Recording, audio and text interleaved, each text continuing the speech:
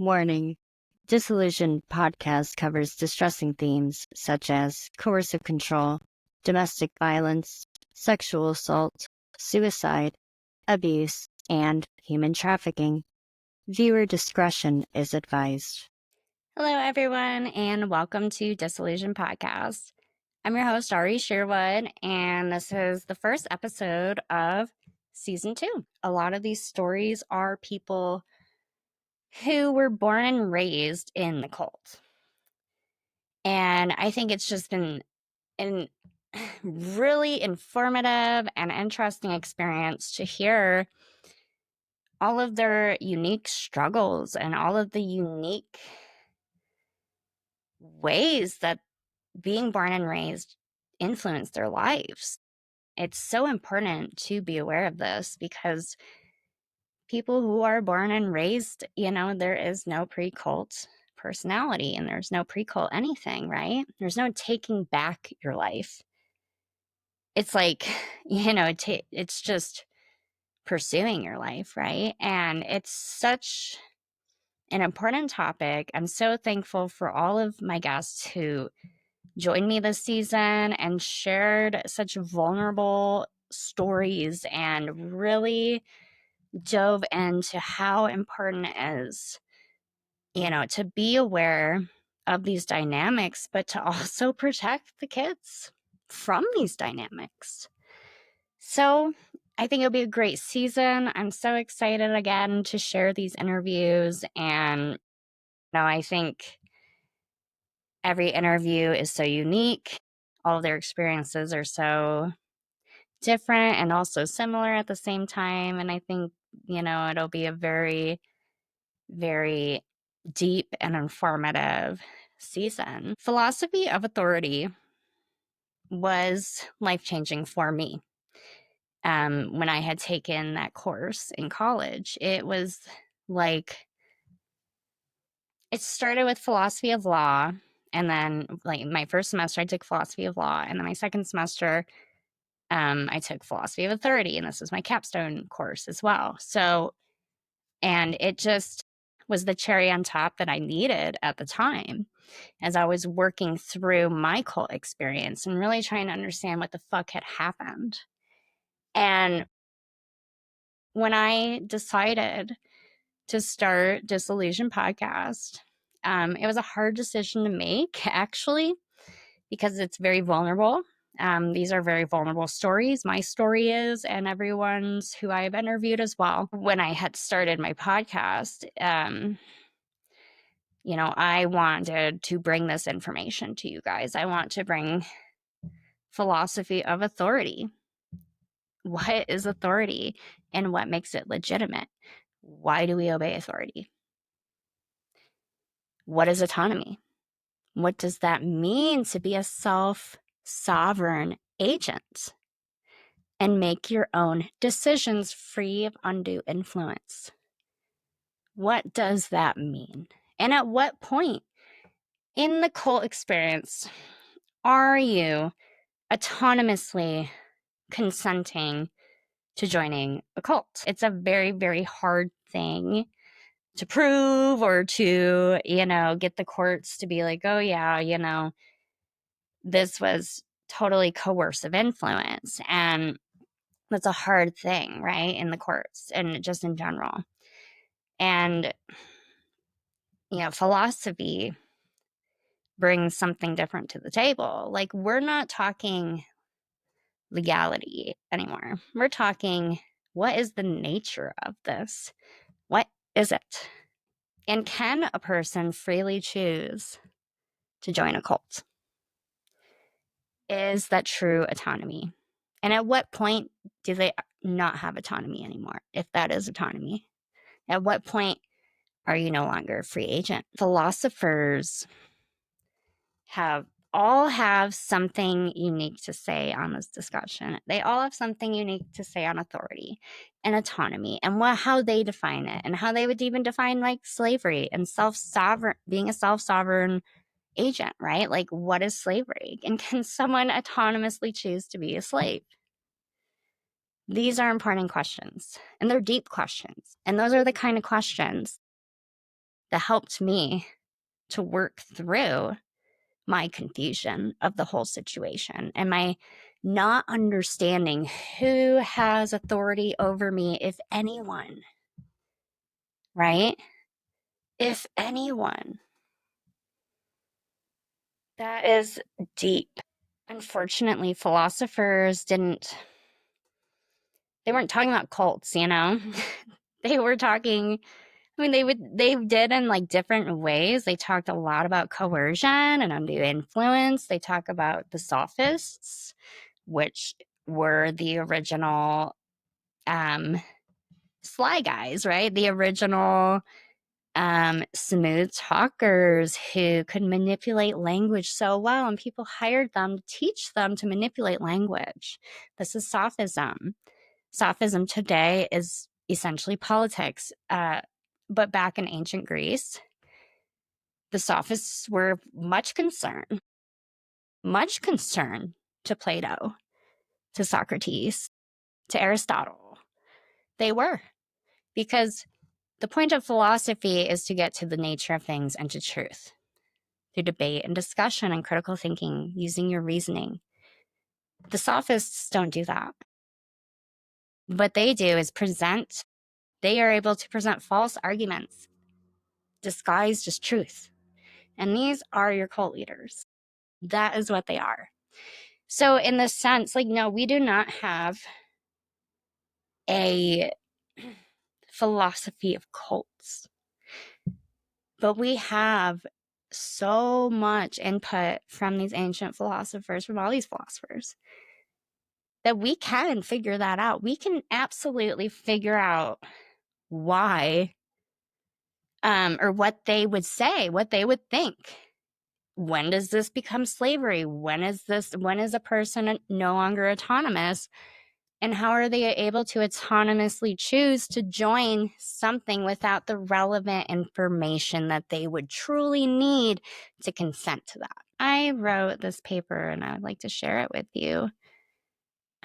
This was from this course, Philosophy of Authority. This was my capstone paper. And I just want to go through a little bit my mindset at the time, right? My perspective and my definition at that point in time, being a cult survivor and being from a situation where I had no freedom. I had no autonomy at all. So in writing this paper, it was really me defining it for myself. It wasn't even like an act of agency in itself. It was so much research, so much thinking and revelations and, working through the fact that I was not a free person. So I am covering Jeremy Waldron's perspective of legitimate authority, which is based in the collective autonomy of the people as right bearers in their ability to participate in political decision making and delegations on disagreements over which rights and duties they are entitled to. I also discuss Christopher Bennett, who makes an appeal to legitimate authority and the right to punish as a moral oversight to maintain social order and compliance as a common good. And here I come in with the kicker. While these theories have their appeal, I am arguing that a legitimate authority with the right to punish can only be legitimate insofar this authority maintains and protects individual autonomy for the citizens.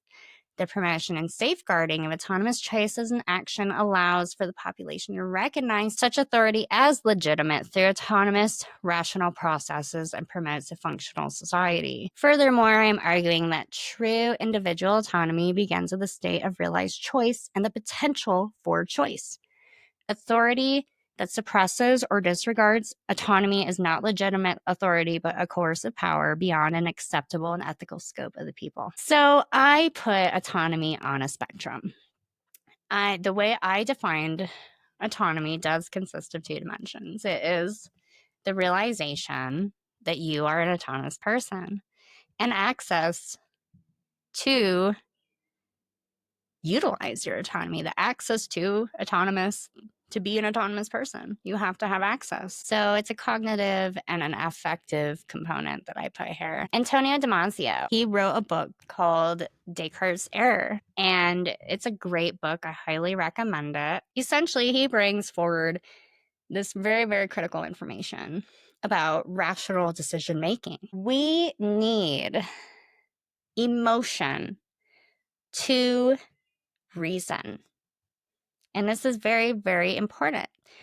The ventral medial prefrontal cortex is responsible for moral decision making, right? And reasoning, moral reasoning. It is very much intertwined with our emotions and how we use emotions to weigh our decisions. Emotions serve such an important purpose in survival. When a person's emotions are caught up in things, it is hard for us to make rational decisions. We have to be able to assess the risks. And, it's a very, very important thing to know, because in the heart of the cult experience is your emotions. Your emotions are being manipulated. You are being instilled with fear. You are being punished, right? They are your authority. So you are not thinking. You can't think when your emotions are caught up in things and they are not accurate. And we need emotions to make decisions. This is absolutely critical. So without the effective component of emotional physiological processes, it becomes much more difficult to compare risks and benefits, right? So in a conscious realized state of autonomy, cognitive processes of reasoning perform in conjunction with effective responses. So that means what I just said. Our emotions are necessary, and it is working with our cognitive processes. We need both. It is not mind over emotion or emotion over mind. It is a delicate balance. And this is very critical in discussing what autonomy is, because to be an autonomous person, you have to be able to utilize your cognitions and your emotional processes in making decisions. So I have essentially like a threshold here. So once the threshold is achieved, the capacity to base one's decisions in a manner consistent with personal values and principles is accessible through internal delegated processes, right? So this is critical. You have to realize that you are a free person. You do. There is, and I might have mentioned it in this. I'm going to try to find it. Oh, yes, right here. A great story of Ingrid Benort. She's a Colombian politician, and she was kidnapped by guerrillas, right? She was running for the president of Colombia. And, in this kidnapping, it was years and years. She was with the girls in the jungle. So over years of isolating and manipulative tactics performed by her captors, Benincourt's rational sense of self was at a point of cessation as she contemplated murdering one of her guards. And she talks about this. It's so interesting to listen to this woman's story, because while she did not have access to full autonomy concerning the external environment, she did not have access. We need access to the external environment to be an autonomous person. I need to be able to leave by myself. I need to be able to go and do the things, to drive or own land and things like that, right? Like, that is me having access to autonomy, as well as being aware. So she didn't have access, right? She had no access to autonomy. She was chained and manipulated and humiliated. Through rational processes, she came to achieve a realized state of autonomy. This is her direct quote: "Having lost all my freedom, and with it everything that mattered to me, with my neck chained to a tree, subjected to constant humiliation, I still had the most important freedom of all: No one could take it away from me. That was freedom to choose what kind of person I wanted to be. I conclude this with, while one may not have access to certain liberties, a conscious, realized state of autonomy allows for one to maintain the freedom to act and react in accordance with one's principles. These are different levels. So you could have realized autonomy with no access, like Benort had. We have these different levels of being free. So when we look at autonomy, when I look at it, this is the way I look at it. I think that when you are in the cult experience, you do not have conscious realized autonomy, and you do not have access to autonomy to be an autonomous person. And it is to this day. I do agree with exactly with that paper to this day. My perspective then is still my perspective now. And I think it is important in this human rights discussion because we can have this illusion of freedom, but what is real true freedom? What does it mean to be autonomous? So in your own recovery, and as you continue this journey of figuring that out, what do you believe in? What are your values? What are your morals? What are you about? Defining autonomy is going to help you so much, even just to understand that you are autonomous, you are free, you are able to access that kind of free mental autonomy to be who you want to be and to act in accordance to your own values. Coercive influences directly affect that. You're no longer making decisions in accordance to what you truly believe in. You are now outsourcing it all. You're outsourcing your decision making to another person, to their values, to what they told you, and not doing your own thinking. And that's not so crazy that you're not doing your own thinking either, because your emotions are absolutely caught up in this dynamic. So as this season continues, I am going to dive deeper into this discussion. Philosophy of authority, what makes authority legitimate, different philosophers' perspectives on authority and autonomy, and what they would have to say about the cult experience. On that note, I'm going to wrap it up. I am really excited to continue this season and to air all these wonderful episodes I have. Thank you guys so much for joining me today, and I will see you next time.